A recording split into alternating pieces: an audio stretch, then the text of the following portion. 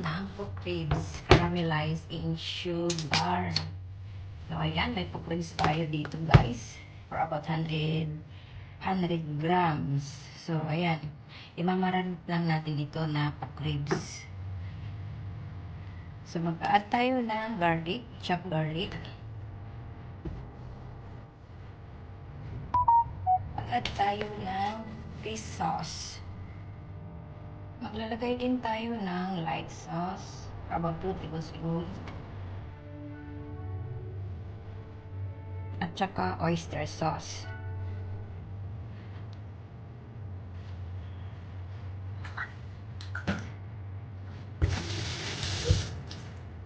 Tapos, haluin lang natin ito, guys. Tsaka natin ito.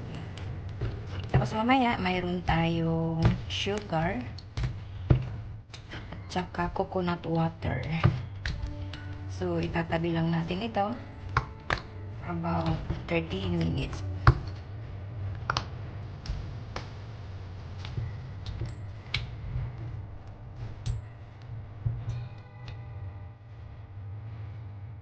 Yan, sa isang pot, maglalagay lang tayo ng konting oil.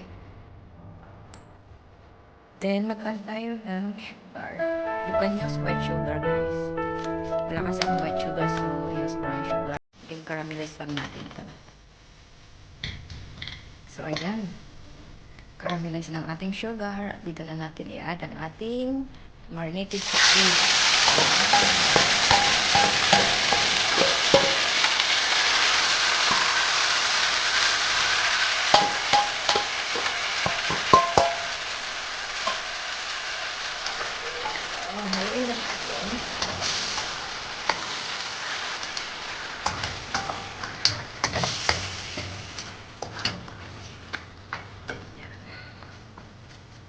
Hayaan lang muna natin for about 10 minutes. Yan, haluin natin, guys. After ng 10 minutes natin. Hayaan lang muna sa plate. Tapos maglalagay tayo dito ng coconut water. So, ito natin. Ayan, maglalagay tayo ng coconut water. Kasi enough only to cover our pork ribs. Haluin lang natin.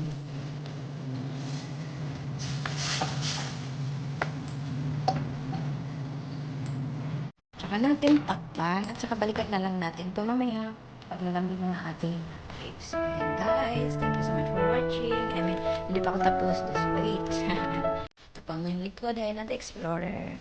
Also guys, don't forget to like and subscribe. Si-bell all nyo na yan para lagi kayong updated sa aking mga videos na i-upload. So, ayan, balikan natin ang ating pinapakulo or pinapalambot na pork ribs. So, ayan. Tcharam! Wow!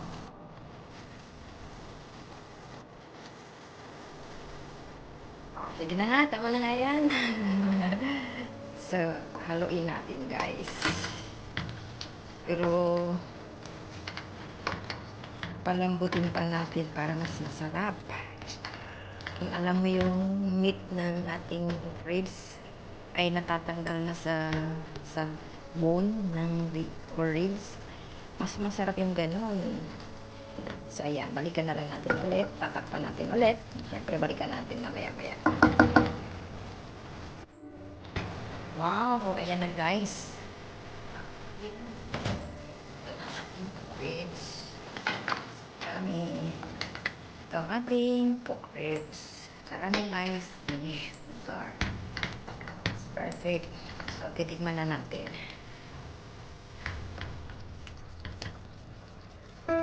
Tikman natin kung perfect ang lasa.